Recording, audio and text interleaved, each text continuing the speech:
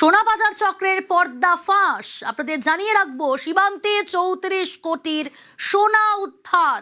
ভারত বাংলাদেশ সীমান্তে গ্রেফতার করা হয়েছে 7 জনকে।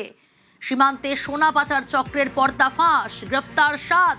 আরো এই বিষয়ে বিস্তারিত জানবো। অমিত রয়েছে আমার সঙ্গে। অমিত, কিভাবে জালে 7 জন এবং এই চক্রের পর্দাফাঁস হলো কিভাবে? ডিআরআই অর্থাৎ ডিরেক্টর অফ রেভিনিউ ইন্টেলিজেন্সের তরফে তারা কৃষ্ণনগর থেকে চাকদা আসার যে রাস্তা, সেই রাস্তাতে তারা দফায় দফায় তারা অভিযান চালায় এবং অভিযান চালিয়ে 7 জনকে তারা প্রথমে ডিটেইন করেন, কারণ তাদের মনে হয়েছিল 7 জনের কাছে সোনা রয়েছে এবং যেটা জানা যাচ্ছে প্রায় 24 কেজি সোনা উদ্ধার হয়েছে, যার বাজার মূল্য ডিআরআই সূত্রে যেটা জানা যাচ্ছে যে প্রায় 34 কোটি টাকা এবং 180টি সোনার বার তাদের কাছে পাবে।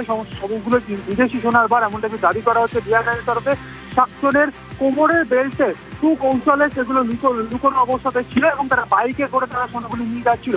ডিআরআই সূত্রে যেটা দাবি করা হচ্ছে এগুলি বাংলাদেশ থেকে কোনোভাবে আমাদের দেশে ঢুকেছে এবং অন্যত্র পাচার করার উদ্দেশ্যে কৃষ্ণনগর থেকে চাকদা হয়ে সেগুলো অন্যত্র পাচার করার উদ্দেশ্যে নিয়ে যাওয়া হচ্ছিল এবং তারা যে 7 জনকে সন্দেহভাজনকে তারা প্রথমে ডিটেইন করেন, তাদের তল্লাশি চালানো হয় এবং তাদের কাছ থেকে এই সোনার বারগুলো উদ্ধার করা হয়েছে। আমরা ডিআরআই সূত্রে খবর ইতিমধ্যে তাকে গ্রেপ্তার করা হয়েছে এবং সমস্ত সোনা অর্থাৎ 34 কোটি টাকার প্রায় 24 কেজি সোনার বার সেগুলো বাজেয়াপ্ত করা হয়েছে।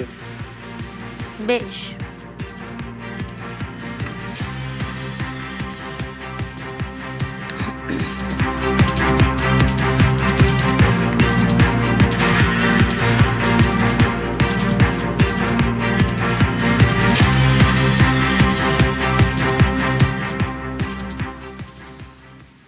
আর এখন থেকেই পুজোর ভিড় নিয়ন্ত্রণে নজর। আগে ভাগে সব থানাকে ব্লুপ্রিন্ট তৈরির নির্দেশ, অর্থাৎ পুলিশ প্রশাসন সতর্ক। এখন থেকেই পুজোর ভিড় নিয়ন্ত্রণে নজর রাখার নির্দেশ সিপির। রৌনক রয়েছে আমার সঙ্গে, তবে তার আগে আরো একবার জানাবো, এখন থেকেই পুজোর ভিড় নিয়ন্ত্রণে নজর। আগে ভাগে সব থানাকে ব্লুপ্রিন্ট তৈরির নির্দেশ। দুর্গাপুজোর রথের প্রস্তুতি বৈঠকে কলকাতার সিপি ওসিডিসিদের সঙ্গে ভার্চুয়াল বৈঠকে সিপি অজয় নন্দা। সম্ভাব্য ভিড়ের হিসেব করে ব্লুপ্রিন্ট তৈরির নির্দেশ। রথের রুট ম্যাপিং এরও প্রস্তুতির নির্দেশ সিপির।